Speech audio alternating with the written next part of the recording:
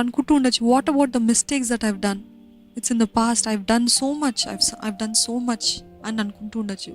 కానీ దేవుడు ఎంత కృపామయుడో మనము ఎరగట్లేదండి. ఎంత దయ కలిగిన దేవుడు, ఎంత దయాళుడు అంటే, నిన్న మొన్న చేసిన పాపాలు ఆయన ఏమంటున్నాడంటే ఒక పలకని, పాపం అనే పలకని తుడిచివేస్తున్నాడంట. మరి ఇంకెప్పుడు కూడా జ్ఞాపకం చేసుకుని అంటున్నాడు. దేవుడే జ్ఞాపకం చేసుకున్నప్పుడు మనం ఎందుకు జ్ఞాపకం చేసుకోవాలి?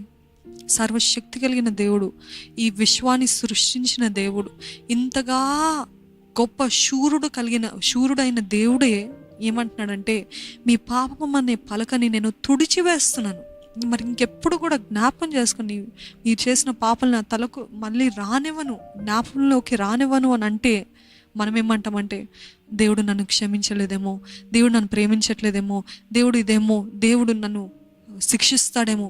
అవును, ఇందాక చెప్పినట్టు శిక్షిస్తాడు, దాని తగ్గట్టు మనం ప్రతిఫలం పొందుకుంటాం. కానీ అంతటితో అయిపోలేదండి జీవితం. మరలా నూతన జీవితం, నూతన ప్రారంభం ఇచ్చే దేవుడు మన దేవుడు. అటువంటి వాడు.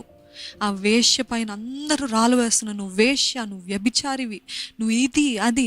ఏమైంది? పురుషుడు చేయలేదా వ్యభిచారము?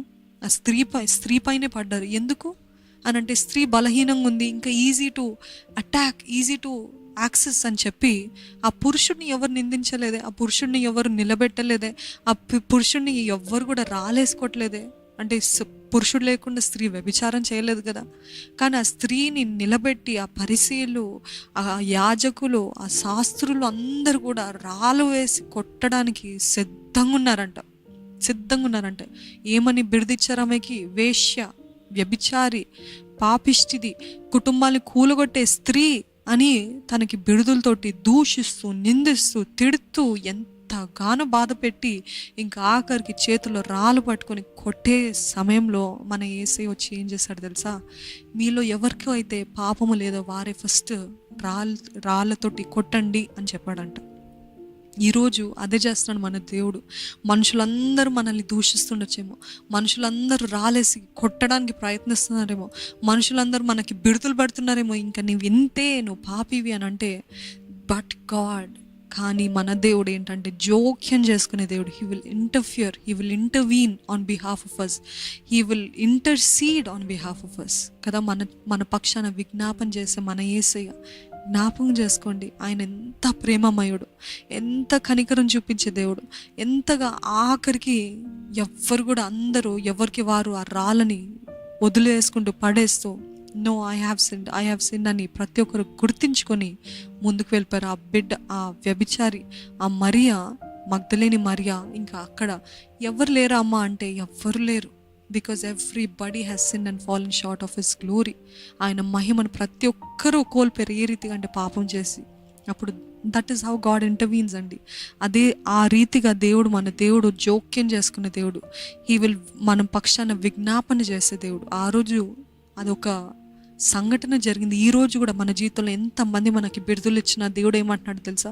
You are my chosen daughter, you are my chosen son. నీవు నేను ఎన్నుకున్న కుమార్తెవమ్మ, నీవు నేను ఎన్నుకున్న కుమారుడివి అని దేవుడు జోక్యం చేసుకొని ఆయన అడ్డుగా నిలబడుతున్నాడంట. ఎన్ని రాలేసిన తగలవు, ఎంతగా నీకు బిడుదలు ఇచ్చిన పడవు, ఆ బిడుదలు తగ్గట్టు కాదు నీ జీవితం. I have given you a new name. తెలుసండి, ప్రకటన గ్రంథంలో రాయబడి ఉంటుంది, ప్రతి ఒక్కరికి నూతన నామాన్ని ఇస్తాడంట దేవుడు.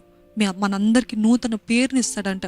అంటే మన గతం బట్టి మనకి తీర్పు తీర్చడు, మన గతం బట్టి మనకి పేరు ఇవ్వడు. కానీ ఆయన మనల్ని ప్రేమిస్తున్నాడు కాబట్టి ఆయన ప్రతి ఒక్కరికి, ఆయన రక్తంతో కడగబడిన ప్రతి ఒక్కరికి ఆయన నూతన పేరుని ఇస్తాడంట. నూతన పేరు. హౌ వండర్ఫుల్ కదండి. నిజంగా చూసినట్లయితే యేసు ప్రభు ఈ లోకంలో ఉన్నప్పుడు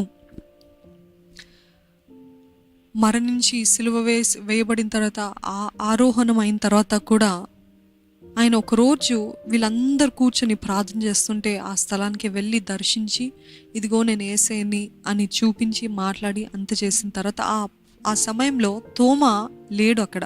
గమనిస్తున్నారా? ఆ సమయంలో తోమా లేడు. అప్పుడు కొంతసేపు అయిన తర్వాత థామస్ వచ్చిన తర్వాత చెప్పారంట, శిష్యులు అందరూ ఎక్సైట్ అయ్యి చెప్పారంట, ఇదిగో యేసయ్య వచ్చాడు, యేసయ్య దర్శించాడు, యేసయ్య మాకు కనపడ్డాడు అని అంటే తోమా ఏమన్నాడు తెలుసండి? నేను ఆయన బల్లెంలో నా చెయ్యి పెట్టి చూస్తే కానీ, ఆయన గాయాల్లో నేను చెయ్యి పెట్టి చూస్తే కానీ, ఆయనని నేను నా కన్నులారా చూస్తే కానీ నమ్మను, మీరు ఎన్ని మాటలు చెప్పినా నేను నమ్మను అన్నాడు. అన్న వెంటనే ఇంకప్పటి నుండి ఆయనకి బిరుదు ఏమొచ్చింది తెలుసా? The doubting Thomas. ఏంటి మనుషులు పెట్టిన బిరుదేంటి? ఏసే పిలిచాడు అనుకుంటున్నారు అట్లాగా. ఏసే పిలవలేదండి. యేసు ప్రభు ఎప్పుడు పిలవలేదు. నువ్వు డౌటింగ్ తోమా, అనుమానించే తోమా అని పిలవలేదు. నువ్వైతే చూసి నమ్ముతున్నావు, చూడకుండా నమ్మిన వారు ధన్యులు అని చెప్పాడు, అంత మాత్రమే. కానీ ఇంకా నువ్వు ఎప్పుడు అనుమానించే తోమా అని ఎప్పుడు కూడా ఆయనకి బిరుదు ఇవ్వలేదు. కానీ మనం ఏం చేస్తామంటే, ఆ తోమా అట్లా అన్నాడు కాబట్టి, 8 రోజులు దేవుడు వచ్చాడని నమ్మలేదు కాబట్టి ఇంకా ఆయనకి పేరు డౌటింగ్ థామస్, అనుమానించే తోమా అని బిరుదు ఇచ్చేస్తాం. అది మనుషులు చేసేది. ఎన్ని గొప్ప కార్యాలైనా చేయండి, డజంట్ మ్యాటర్. ఒక చిన్న తప్ప, ఒక చిన్న మాట్లాడకున్నది మాట్లాడరా, ఒక చిన్న గాయమా, అంతే. ఇంకా మనకి బిరుదు పెడుతుంటారు. అదే రీతిగా తోమాకి కూడా డౌటింగ్ థామస్ అని పెట్టేశారు. కానీ ఒకవేళ ఆ తోమ అదే రీతిగా, అవును నేను ఏంటి ఇంత భయంకరంగా అనుమానించాను దేవుణ్ణి, ఇంతగానో దేవుని బాధ పెట్టానే అని దాని గురించే బాధపడుతూ చింతిస్తూ ఉన్నట్లయితే ఆయన సేవ చేసేవాడంటనా. ఇన్ఫ్యాక్ట్ ఆయన ఏ శిష్యుడు వెళ్ళనంత దూరంగా ఈ ఒక్క తోమ, డౌటింగ్ థామస్ అని అంటున్నాం కదా, అనుమానించే తోమ అని పిలుస్తున్నాం కదా, ఏ శిష్యుడు రానంత దూరంగా మన భారతదేశానికి వచ్చి దేవుని పరిచర్య చేశాడంట, దేవుని గురించి సాక్షిగా మరణించాడంట. తోమ ఒక్కసారి అనుమానించినందుకు ఇంకా ఆయనకు అదే బిరుదు అని చేశారు. కానీ దేవుడు అలాగ చూడలేదండి. దేవుడు తోమాని ఏమని చూశారు తెలుసా? బిలీవింగ్ థామస్, నమ్మే విశ్వాసం కలిగిన తోమ, అభిషక్తుడైన తోమ, ఎంతో ప్రేమించే తోమ, ఎంతగానో బ్లెస్సెడ్ తోమ అని ఆయనని, నువ్వు విమోచించబడిన తోమ అని దేవుడు అలాగా చూస్తున్నాడు థామస్ని. అదే రీతిగా మనల్ని కూడా we might have many labels on ourselves. ఒకవేళ బయట మనుషులు అన్న మాటలకి కానీ, లేకపోతే మనలో మనకున్న సందేహాలు బట్టి కానీ, we might be labeling ourselves ఇంకా ఎంతే అని అంటే, దేవుడు ఏమంటున్నాడు తెలుసా?